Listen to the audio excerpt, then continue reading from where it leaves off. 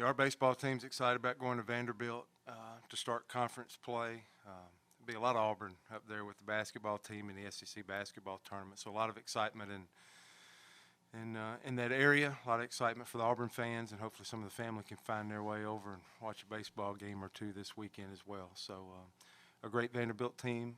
Looks like a consensus top 10 national ranked team. That's how we'll start off conference play for the first couple of weeks, but all 10 weeks always feel the same with the challenges that are ahead and high quality. So we'll get started off with a ball club that's played really well. Just pitching, I've always thought of Vanderbilt from a pitching standpoint. Again, just looking at some metrics of really us. The only thing I brought was our roster today because I'm still focused on us more than others. But if you take a little glance at Vanderbilt, and we were looking at some stuff with us with our fastballs, especially the four-seam fastball variety, how our fastballs have been good, but we can feel like we can pitch better. That was a consistency message we gave to our pitching staff, and you just stumble on, again, out of 300 schools, who would be up top, and Vanderbilt would land there again, and they do. So real arms. I think the only difference for our guys, if you ask me what could be different, is I just think the talent of arms over a three-game series could be the difference. I think we've seen good hitters. I think we've seen great arms. But the collection from first pitch on Friday till Sunday, I think Vanderbilt is going to continue to throw talent at us, one right after the other, linked up. So that'll be the challenge for our offense, is to just stay consistent and relentless in their at-bats, and then wake up Sunday and see where we're at. But I'm looking for, again, talent like always on the mound. A couple of guys can really steal bases. We'll probably need to work some short game stuff. Get up there, practice today on the turf. I think it's essential on sliding into bases, running bases, fielding the ball. You can actually use the turf if you get caught in a six-hole and have to throw a baseball. So all those are things that, for us to get acclimated, I think this is our first game on turf this year, and we usually get some reps on that just naturally through the schedule, but haven't got that yet. So tonight's practice will be important to get some things done in an hour and a half or whatever to get ready for a great series. What's the plan for you in terms of pitching and how you guys will approach the weekend?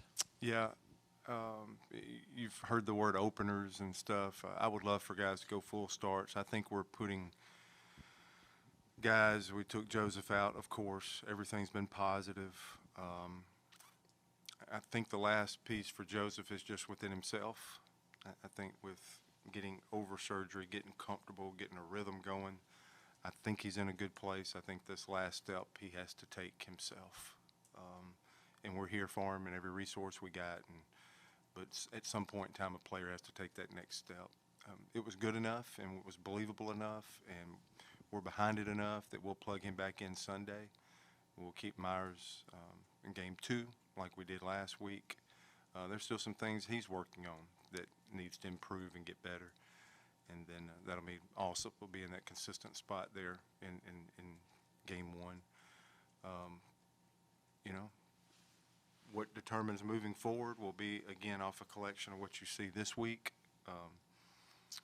This midweek we threw some of our guys just to get work, like a bullpen, competitive in a game, and I thought it was the best pitch game that we had this year, landing our off speed. I thought Will Cannon was the best he's been this year.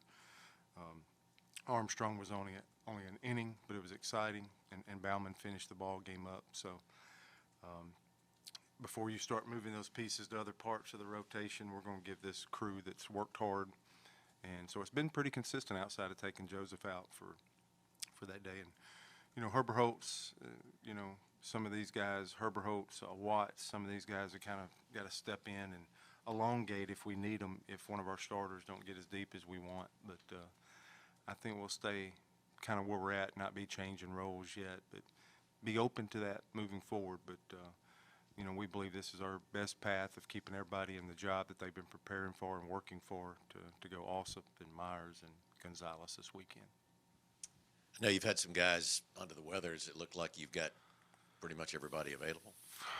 I think they're back. I just, even Bobby Pierce took batting practice Tuesday. He did go with us to Huntsville, but he seemed to be hit the worst, until Tuesday. I hadn't really seen him since like 1 minute Friday, so they took him away from us. Weiss was out, did not travel. He's back, and so I think they'll be available to play. I do, Bill. The thing is, Bobby's missed some at bats for over a week now, and batting practice doesn't get you ready for a game. And they might play great. He might get 7 hits on Friday night, but from a coach's standpoint, you're just like, okay, they're back, but are they 100%? Are they in rhythm the way they worked hard to get in rhythm with playing a bunch of games? So it's going around. Cooper McMurray was hit hard and didn't miss a beat.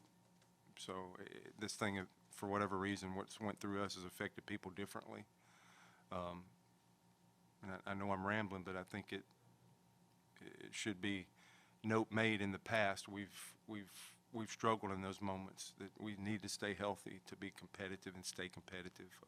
Carter Wright, the 2 games he caught, Sunday and Tuesday, you didn't even know he was back there. That's how good he was, catching the ball, throwing the ball, working with teeth, and he hadn't really had a meaningful inning of catching yet and jumped right in there. Caden Green jumped right in at shortstop, hit a home run, got a double play ball there in the first inning. It was just amazing for us. I was really proud to see some guys step up and play well, not just fill a hole of a guy being out that you said is a starter and playing every day, but some depth come in there and play at a high level. Gavin Miller's had a good run here. So I think it's really important to mention those 3 guys. And hopefully our guys are back, play at full speed. But I love how the depth's played. From when we played Air Force to Tuesday, that was very concerning moments there with some guys being out. But the guys have hung in there, and hopefully we can turn the corner. But there may be some linger to it. We'll find out as we get back on the bus this morning and head to Nashville. Yes, you mentioned Gavin Miller. You've talked about players making the lineup for you. Is he a guy that is pushing for a more consistent starting position right now? I think so. He hit the big home run, I think, against Austin Peay, if I'm not mistaken. And then I think he had 2 hits the other night, and I thought he had another grand slam, to be honest with you, to left field. He got loft, he got the ball up to the pull side to left field. Didn't leave the yard, but, it's just a few feet from it, and so we really put that in the good at bat category. So he's played good. He's handled his balls. He's dominated routine at third base, and that makes a huge difference. So, I think he's earned more. We got Eric Guevara that potentially could come back in a couple of weeks, so that'd be another infielder to add to the mix. He's a guy that we initially thought would be out for the entire season. We hadn't had that surgery. I know it's a football, basketball, they can have that knee surgery. We just haven't had it. I haven't been a part of that in 30 years. And we thought he was out for the year, but it looks like he might be able to be in a good enough place can we get him in the mix somehow? So it's what looked thin going into the fall looks like a fuller, more deeper position around that infield than it was. So, but Gavin's earned a lot. Fabian made the most of it when he got in there 2 or 3 weeks ago, and it looks like Miller's following suit in that same manner. I guess just kind of going back to the midweek, Connor, and I know you mentioned, you think that was one of your guys' better pitching games so far. What have you seen out of him in those midweek starts? And then also, is he somebody who you might want to try to get some experience against the SEC coming up, or do you want to kind of keep him set in that midweek role? Have you bugged my locker room or bugged my car or something?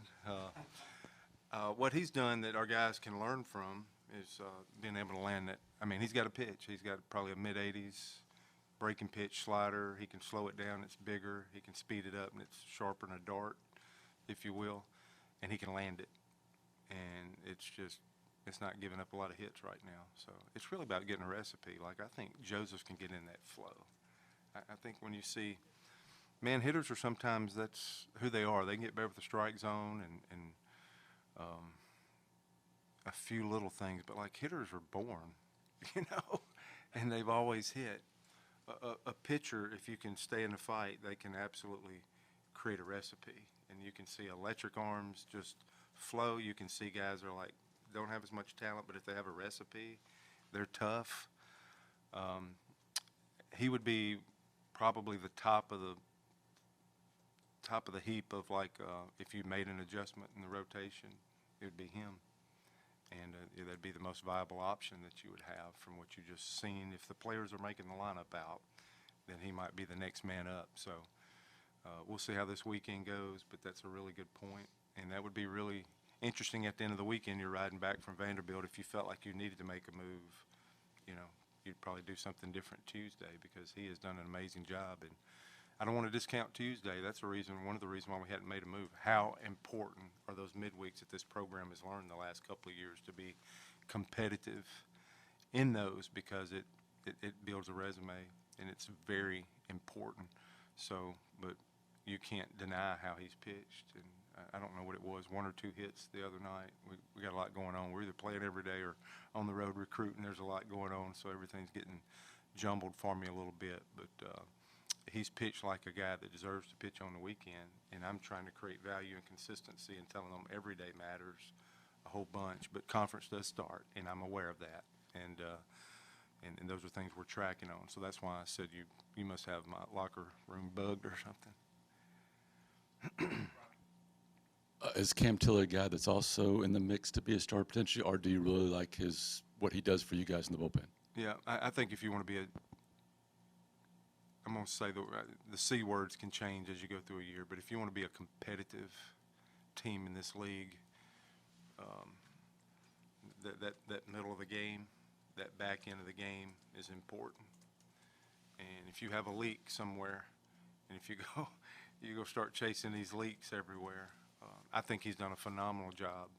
And I think right now, Brian, what I want Cam Tilley to do is keep doing an amazing job right there behind the starter, because that is a huge, huge piece, a huge role. And so before I ask him to do something else, I want to be competitive on game 1 of an SEC series, inning 1 to 9, maybe more. Same thing Saturday, 1 to 9, 1 to 9. And I think a Tilley, a Bauman, a Cannon, an Armstrong, hopefully Watts is moving towards that. Hopefully these guys have worked so hard on a roll. I don't want to change it now when every piece of these games are important, the beginning, the middle, and the end. So, again, another viable option. But I kind of like the McBride thing as I'm going in my head, because that doesn't affect roles on the weekend. So, but is he good enough? Absolutely.